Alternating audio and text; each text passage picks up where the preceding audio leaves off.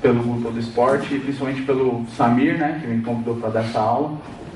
Ele pediu para que eu falasse um pouquinho da minha experiência com relação ao tratamento de corredores, que talvez seja a minha maior atuação clínica hoje.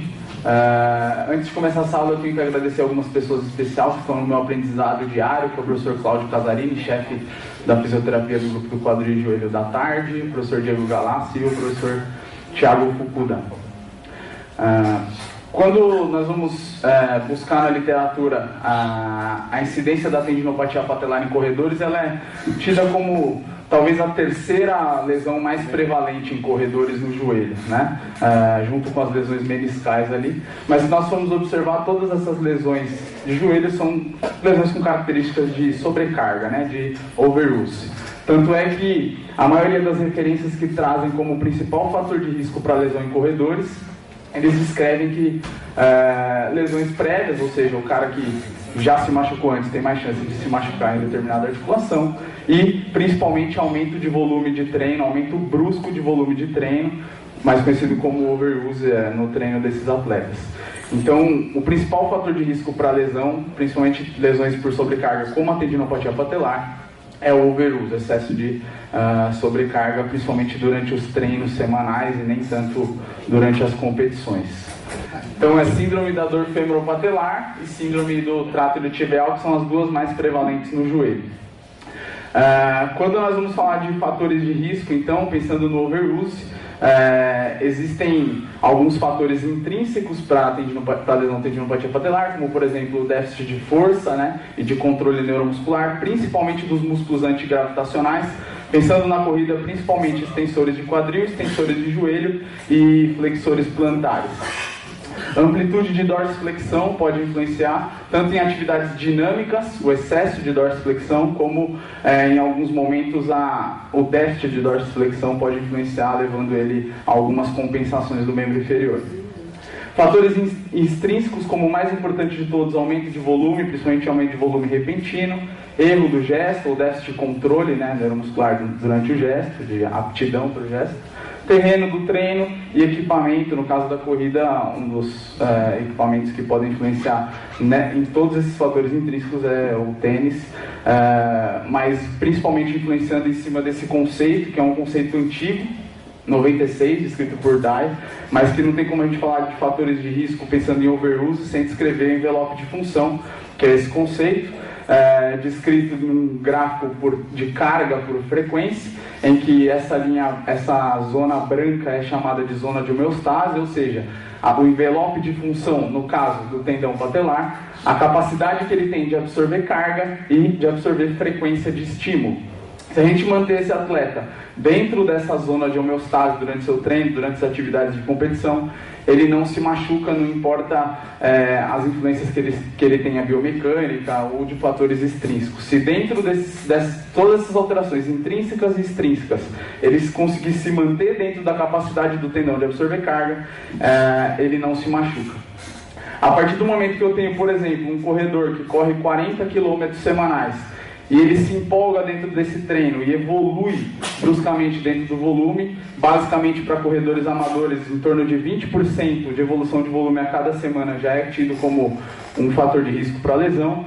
Ele pode entrar nessa zona de overload, ou zona de overuse, que é a zona em que a gente estressa esse tendão, estressa essa estrutura, além do que ela está acostumada, e aí ele começa a desenvolver algumas compensações quanto a esse estresse, muitas vezes tentando suportar esse estresse, mas que podem levar à dor, como neovascularização, conformidade do colágeno, deposição de colágeno do tipo 3, deixando esse tendão mais tenso e menos maleável.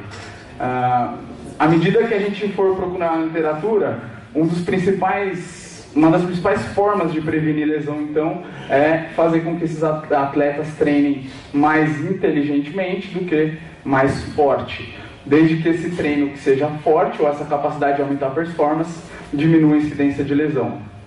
Nós, como fisioterapeutas, não temos tanto controle sobre isso. Normalmente quem vai ter mais controle sobre isso são os educadores físicos. Talvez a gente tenha controle sobre esse volume de treino a partir do momento que ele procura, né, nós na clínica, ou o fisioterapeuta que trabalha diretamente com com algum clube, alguma entidade de esporte. E muitas vezes esses treinos são baseados em evidências empíricas, então alguns artigos e a literatura vem caminhado para esse ponto, tem tentado se achar o ponto exato de estímulo de um atleta para que ele tenha performance, para que ele tenha diminuição da incidência de lesões.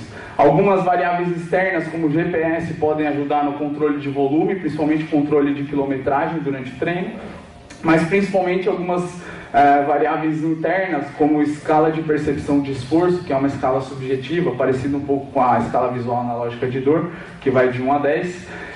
Dá para se fazer um controle dentro desse estímulo, né, da capacidade desse estímulo, através da escala de percepção do esforço, vezes o tempo do treino, classificando esse treino em baixa intensidade, de 300 a 500, dentro desse valor, e de 700 a 1000 treinos de alta intensidade. O que se tem na literatura hoje é que a somatória de cargas crônicas, principalmente de treinos de alta intensidade, devem ser controladas e podem ser considerados fatores de risco para lesão. Pensando na própria tendinopatia quanto ao que vem mais da nossa alçada de desequilíbrios biomecânicos ou de atuações do fisioterapeuta pensando em prevenção, manejo do overuse em contato com o educador físico parece ser o padrão ouro hoje em prevenir qualquer lesão. Treino de equilíbrio, e aí eles colocam treino de equilíbrio em geral, muitas vezes eu entendo como treino de controle motor, é promissor para prevenir, mas as evidências ainda são conflitantes. Alongamento e treino excêntrico profilático, ou seja, treino na cadeira extensora excêntrico para tentar prevenir alguma deformidade do tendão ou alguma lesão no tendão, não tem efeito, parece não ter efeito na literatura. Da mesma forma que o alongamento muitas vezes pode até aumentar o risco de lesão em atletas que têm a tendinopatia, mas que é assintomático. Tem algumas características de degeneração do tendão, mas que não tem sintomas. Então, muitas vezes o alongamento pode ser até lesivo e a gente tem que tomar cuidado com isso.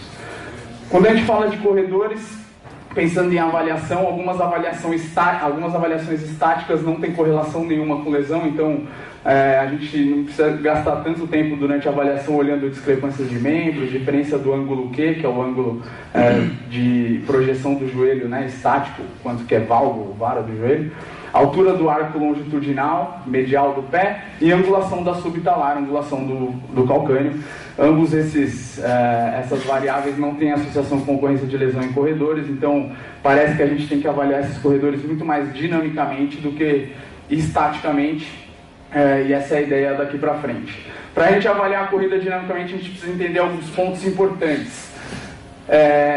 Pensando na tendinopatia patelar, o pico de flexão do joelho, que é o momento em que eu tenho o final da fase de desaceleração, ou seja, a fase de absorção de carga, em torno de 60% da fase da corrida, né, principalmente no final da fase de desaceleração, é quando eu tenho maior demanda no tendão patelar, da mesma forma que é o momento que eu tenho maior demanda em basicamente todos os músculos responsáveis por absorção de carga, e são os mesmos músculos, no caso, os extensores de quadril, extensores de joelho e flexores plantares, que vão fazer a fase de aceleração ou a fase de propulsão da corrida.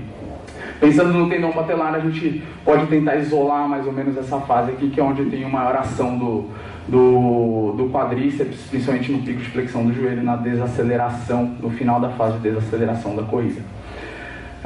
Da mesma forma que, pensando na corrida, a gente tem que entender que a corrida, pelo fato de ter a fase aérea, diferentemente da marcha, da caminhada, ela nada mais do que uma sucessão de saltos numa perna só.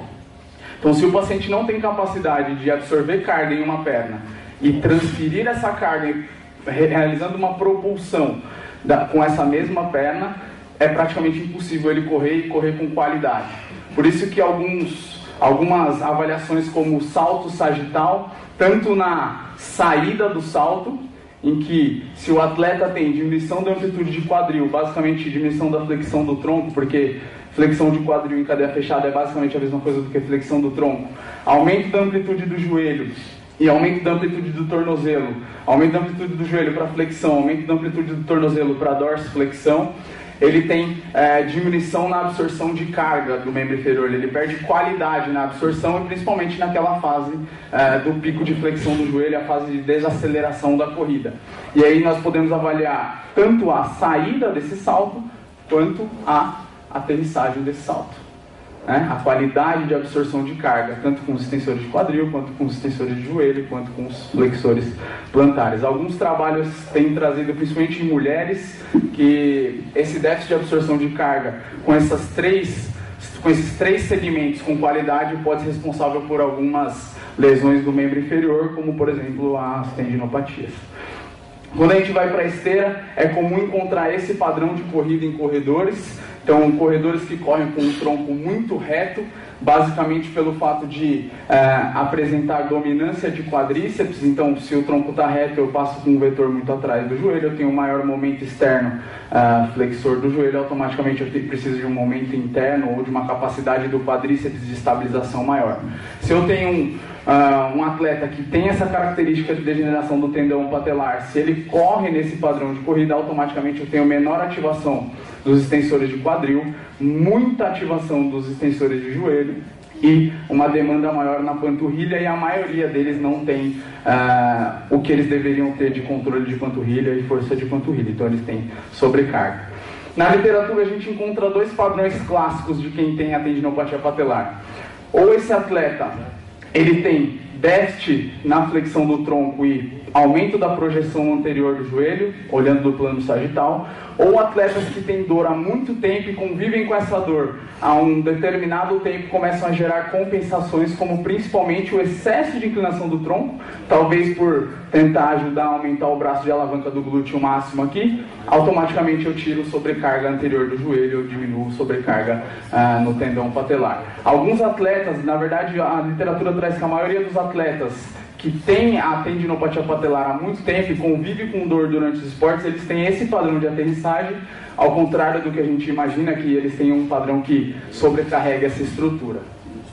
Pensando em absorção de carga, o atleta que tem dor, principalmente em estruturas ativas, como o músculo e o tendão, ele tenta fugir dessa absorção. Então aqui eu tenho um atleta que tem dor, ele corre com um tronco muito reto, dobra muito pouco o quadril para correr e dobra muito pouco o joelho para correr. Quanto menor for a amplitude dessas articulações, menor é a necessidade de estabilização ativa, maior a necessidade de estabilização passiva. Então ele transfere muita carga para a articulação, mas nesse momento isso é benéfico, entre aspas, para ele, porque ele tira a carga do tendão e ele consegue fazer a atividade que ele se propôs a fazer, nem sempre com a qualidade que ele deveria. À medida que ele evolui dentro do tratamento, dentro desse controle neuromuscular, dentro do fortalecimento, dentro da evolução dos sintomas, principalmente quanto à dor, ele começa a absorver mais carga com o quadril, aqui 22, aqui 8, 44 no plano sagital do joelho e 26 no plano sagital do joelho. Automaticamente ele transfere mais carga para estruturas ativas, e esse é o objetivo do tratamento. Ele precisa entender e precisa ser levado ao ponto que ele vai absorver carga, sem que essa carga seja lesiva, e com que ele consiga absorver carga com qualidade, principalmente com estrutura ativa. Pensando nesse retorno ao esporte, né, o atleta está com dor, pensando no retorno dele à atividade, nós temos principalmente o consenso de retorno ao esporte em 2016, do Congresso Mundial de Fisioterapia Esportiva, em que eles descreveram que alguns fatores externos influenciam no retorno desse atleta, como por exemplo ansiedade, pressão de patrocinadores, pressão de treinador, a própria família, a própria expectativa do paciente, do atleta no caso, e que a gente tem que tentar modular essa volta do atleta de a melhor forma possível. Como que seria isso? Principalmente mantendo ele ativo dentro das atividades que ele suporte fazer, né? E principalmente tentando manter ele ativo dentro da atividade em que ele se propôs a fazer, no caso, a corrida. Então, se ele tiver capacidade de correr, ele vai continuar correndo. Se ele não tiver capacidade de correr, ele vai pedalar. Se ele não tiver capacidade de pedalar, ele vai para a piscina fazer um deep run. E se ele não tiver capacidade de fazer um deep run, ele vai fazer fortalecimento de membro superior. Alguma atividade esse atleta precisa fazer, e o que vai resolver o problema desse atleta é exercício, fisioterapia voltada para exercícios. Da mesma forma que quando ele começa a voltar para o esporte, a gente precisa graduar esse retorno, e muitas vezes esse retorno vai acabar acontecendo em tentativas e erros. À medida que ele evolui um pouco o treino e não consegue desenvolver a atividade, principalmente de acordo com a dor, então vai ser uma tentativa subjetiva de evolução do treino, esse atleta tem que dar um passo atrás, principalmente quanto ao volume de treino. Então vamos supor que ele está voltando à atividade, começa a correr 10 km semanais. Dentro desses 10 km ele desenvolve dor. Isso quer dizer que 10 km semanais é uma capacidade muito alta que ele não tem de absorver carga ainda, de controle de capacidade muscular. Então a gente tem que dar um passo atrás. E muitas vezes a gente demora um tempinho para achar esse ponto, mas a partir do momento que você acha esse ponto, já existe descrito na literatura que atletas amadores de corrida têm que evoluir em torno de 10 a 15% dentro de 2 semanas do volume semanal em que ele corre. Então, se um atleta corre 10 km semanais, daqui a 2 semanas, dentro da semana, ele vai correr 11 km. Uma forma de evolução segura. Muitas vezes atletas amadores não têm pressa, né, entre aspas, porque muitos têm, mas não tem pressa para voltar à atividade, então a gente consegue modular isso com um pouco mais de qualidade. Da mesma forma que esses gráficos mostram que quando você exerce, no caso, pensando no tendão, o tendão a carga, você tem um estímulo de degradação e você precisa de um estímulo de recuperação. Se você manter estimulando esse tendão durante todo o tempo, ele mantém o estímulo de degradação presente. Pensando em padrões de corridas, pegando um pouquinho da carona do que o Leandro falou na semana passada, a gente tem 3 grandes linhas de pesquisa quanto a padrões de corridas no mundo hoje. A professora Erin Davis, que é uma das precursoras da corrida, talvez a maior pesquisadora de corrida do mundo, que defende a corrida no antepé. Se a gente for pensar em sobrecarga anterior do joelho, correr com o antepé, né, o contato inicial com o antepé, forward foot striker, é benéfico, porque você transfere mais carga para panturrilha, para os músculos estabilizadores do tornozelo e tira a carga anterior do joelho. A outra grande linha de pesquisa, que é o do professor Brian Hederschild, em que a gente modula a largura do passo. Então, quanto menor a largura do passo do corredor, menor a sobrecarga anterior no joelho e maior a demanda muscular, principalmente no quadril, apesar de que alguns trabalhos mostram que ele tende a correr mais no antepé quando a gente diminui a largura do passo. Então, teoricamente, iria corroborar com os dados da Erin Davis. E a outra grande linha de pesquisa hoje seria a estratégia do quadril, né? Correr com estratégia do quadril, que seria basicamente correr com flexão do tronco, o que aumentaria o braço de alavanca do glúteo máximo, transferiria o centro de gravidade mais para anterior do corpo, diminuiria o momento externo flexor do joelho, que diminuiria o momento interno extensor do joelho, tiraria a sobrecarga anterior do joelho e aumentaria a sobrecarga posterior do quadril, principalmente de glúteo máximo.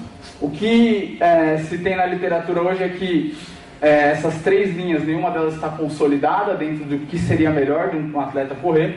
Basicamente, talvez essas linhas sejam importantes para a gente conseguir modular a volta desse atleta à medida dele se manter ativo dentro da atividade, sem sobrecarregar a estrutura que vocês querem, sem sobrecarregar a estrutura que a gente está tratando, né? Sem estressar, no caso do tendão patelar, seria melhor que ele corresse com o antepé, com a largura do passo menor e com o tronco mais inclinado. De todas essas 3, a mais fácil de ensinar para os atletas é diminuir a largura do passo, e nem sempre vale a pena mudar nesse padrão de corrida se ele está correndo no padrão que ele tem.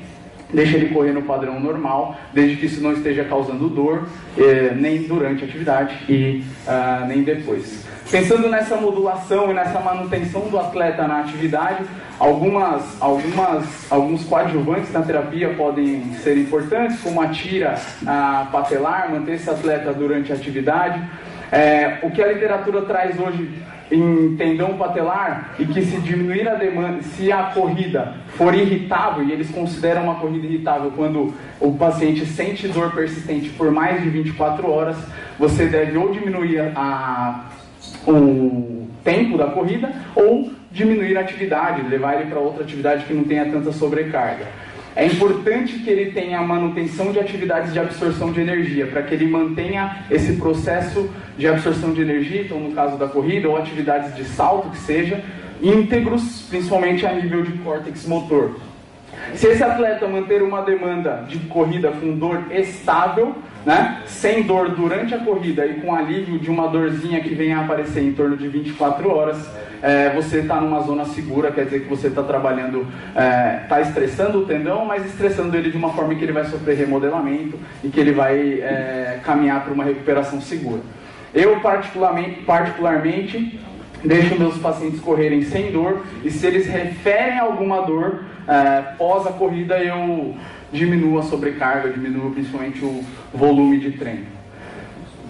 Pensando em exercícios excêntricos, exercícios concêntricos, isometria, os exercícios excêntricos foram muito difundidos na literatura como padrão ouro no tratamento das tendinopatias, e alguns trabalhos trazem que não é muito bem assim, e que talvez a melhor forma de você tratar o tendão é exercer esse tendão à carga, desde que essa carga seja controlada e esteja dentro do envelope de função que eu descrevi anteriormente. Você precisa estimular esse tendão, desde que essa carga não seja de degradação. Essa carga tem que ser benéfica para ele sofrer remodelamento, principalmente na formação do colágeno tipo 1 através da estimulação de fibroblastos, da imposição de cargas nesse tendão. Pensando em analgesia imediata, o exercício isométrico parece ter um maior potencial de analgésico, e muitas vezes a gente ainda não tem o ponto de qual seria a intervenção mais eficaz, ou exercício isométrico, concêntrico ou excêntrico. Se o atleta entrar em repouso excessivo, existe também degradação das fibras de colágeno. Então, exercícios isométricos, tanto quanto exercícios concêntricos e excêntricos, são benéficos para o tendão. Talvez, naquela fase em que o paciente está com mais dor, seja interessante a gente manter os exercícios isométricos, até pelo fato de ter uma sobrecarga menor no tendão e levar ele a um estresse menor. A gente pode começar a preparar, principalmente atuando sobre inibição artrogênica do quadríceps, com eletroestimulação, mas acho que me parece que uma evolução segura seria começar com exercícios isométricos, exercícios concêntricos e excêntricos depois, desde que isso não cause nem muita dor durante o exercício e nem muita dor depois do exercício. Esse exercício aqui é um dos mais clássicos, né, para tendinopatia patelar. É descrito há muito tempo na literatura. Os artigos um pouco mais antigos que você encontra falando dos benefícios dos exercícios excêntricos mostram que esse exercício é eficaz, mas muitas vezes eles descrevem até na literatura que esses exercícios podem ser realizados e com dor. Alguns trabalhos um pouco mais recentes, esse daqui é um relato de caso só, vem debater esses exercícios através de mudanças de comportamento de controle, principalmente relacionados à absorção de carga, tanto com glúteo máximo, quanto com extensores de joelho, quanto com flexores plantares. E à medida que o atleta for evoluindo quanto à dor, eu acho muito mais seguro começarmos com padrões como esse, que eu tiro um pouco de carga do tendão, mas mantenho ele na atividade de absorção. E se for o caso, talvez em corredores de maratona, em plano, não tenha necessidade, não vejo muito a repercussão funcional de se realizar um exercício desse, mas talvez em corredores de montanha esse exercício seja um exercício benéfico para esses atletas, principalmente pelo fato de ter um estresse excêntrico no tendão considerável. O que a gente tem que lembrar é que esses exercícios têm que ser sempre seguros. Se o paciente evoluir, aumentar a dor ou durante o exercício ou depois, talvez não seja o momento ainda de realizar um exercício com uma sobrecarga tão grande. Pensando em sinergismo muscular, a panturrilha é um músculo muito esquecido durante a corrida, principalmente na reabilitação, e alguns trabalhos trazem que a panturrilha trabalha com quase 80% da sua contração voluntária máxima durante a corrida. Então, se um atleta gera 100 quilos na panturrilha, durante a corrida ele vai gerar 80 quilos de força para a panturrilha. Então, pensando em sinergismo muscular, tanto em cadeia cinética fechada, ajudando no controle do excesso de flexão do joelho junto com o quadríceps, a panturrilha é um músculo que a gente deve trabalhar, da mesma forma que a estabilidade do pé como um todo, né? Os músculos intrínsecos do tornozelo, os músculos estabilizadores da pronação, tibial posterior, panturrilha. E à medida que o paciente tiver a capacidade de realizar esses exercícios unipodal, principalmente em séries longas, para que aumente a capacidade, a demanda, a performance dessa absorção de impacto, é interessante. Então a panturrilha é um músculo que a gente tem que manter um foco. Pensando nos padrões de corrida, esse artigo é muito interessante e talvez vá nortear algumas práticas a partir no final do ano passado, em que ele mostrou que quanto maior a força dos extensores de quadril, maior a inclinação do tronco durante a corrida. Então parece que o atleta ele vai sempre tender a usar o que ele tem de melhor. Se ele tem mais força de glúteo máximo, ele vai inclinar mais o tronco porque ele aumenta o braço de alavanca do glúteo máximo. Se ele tiver mais força, maior capacidade de absorver carga com o quadríceps, ele vai correr com um tronco reto e vai usar mais o quadríceps. Basicamente, então, a gente tem que tentar modular a capacidade dele de absorver carga nessas três estruturas. Isso é muito difícil de fazer, principalmente porque a ativação de glúteo máximo é muito difícil de se conseguir pelo fato dele ter uma representação cortical pequena no córtex. Então, sempre que os squat puderem trabalhar, eles vão trabalhar no lugar do glúteo máximo, por exemplo, como extensores de quadril. Então, existe uma grande discussão hoje, né, se a gente deve fortalecer esses atletas isoladamente, aqui no caso o cachorrinho, o exercício que faz abdução, extensão e rotação externa de quadril, ou se a gente deve trabalhar controle motor, e muitas vezes controle motor é tido como esses exercícios, e na verdade o que a gente está trabalhando aqui é hipertrofia também, né? Não estou trabalhando tanto controle, ela está fazendo, tem cargas resistidas aqui para ela suportar. Quando a gente fala de controle motor, e isso tem sido muito difundido na literatura de acordo com atletas, a gente tem que usar algum tipo de feedback, porque a gente está falando de aprendizagem motora. A única forma de se aprender alguma coisa é através de algum estímulo externo. E à medida que ela for entendendo o gesto, a gente vai tirando o estímulo externo, que no caso aqui é o espelho. A gente pode usar espelho como estímulo externo, alguns outros aparelhos um pouco mais sofisticados, como por exemplo uma plataforma de força que sobe o vetor e eu posso pedir para que ele não deixe o joelho ir para dentro, por exemplo, num valvo dinâmico, e controlar de acordo com os vetores. Eu preciso de algum estímulo externo para que tenha aprendizagem motora, e à medida que ele for entendendo esse estímulo, a gente vai tirando esses estímulos externos e ele tem que automatizar isso no cérebro. Pensando nesses padrões de corrida, então, de que o atleta vai tentar usar basicamente o que ele tem de melhor durante a corrida, alguns trabalhos vêm mostrando que mesmo atletas que fazem corrida longa, quando eles tiram um treino longo da semana e introduzem um treino de hipertrofia, eles correm mais rápido, ou seja, eles terminam a corrida antes e eles correm com menor gasto de energia, no caso, menor gasto de energia de VO2. Então, controle neuromuscular e principalmente capacidade muscular parece ter uma influência muito grande no treino desses atletas. Por isso que quando a gente fala de tendinopatia patelar, ele precisa entender como que ele vai absorver carga, tanto com os extensores de quadril, quanto com os extensores de joelho, quanto com os flexores plantares. À medida que ele expor o tendão patelar, ou no caso os extensores de joelho, a muita carga, se ele passar da capacidade desse músculo de absorver carga, é hora que sofre degradação. Então, exercícios que ensinam, principalmente no plano sagital, pensando no plano sagital, que é o maior plano ocorrendo na corrida, que ensinam ele a absorver essa carga com qualidade e principalmente introduzindo extensores de quadril, extensores de joelho e flexores plantares durante a atividade, tanto na descida, que seria a fase de absorção de carga, quanto na propulsão, na fase de propulsão da corrida. Da mesma forma que controle no plano frontal, tanto da hiperpronação quanto do valvo dinâmico do joelho, parece ser importante nesses atletas também, de acordo com a literatura. À medida que eu tenho excesso de valvo dinâmico, eu exerço uma carga no tendão em uma região mais do que na outra, pelo fato de que o tendão está acostumado a receber carga vertical, né, mais vertical do que horizontal, e se eu tenho um excesso de valvo dinâmico, pode ser que ele receba a carga num sentido um pouco mais horizontal do que deveria.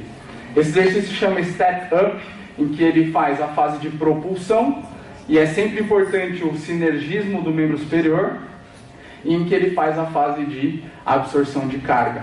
E aí eu tenho a ação dos três principais músculos durante a absorção de carga: extensores de quadril, extensores de joelho, flexores plantares.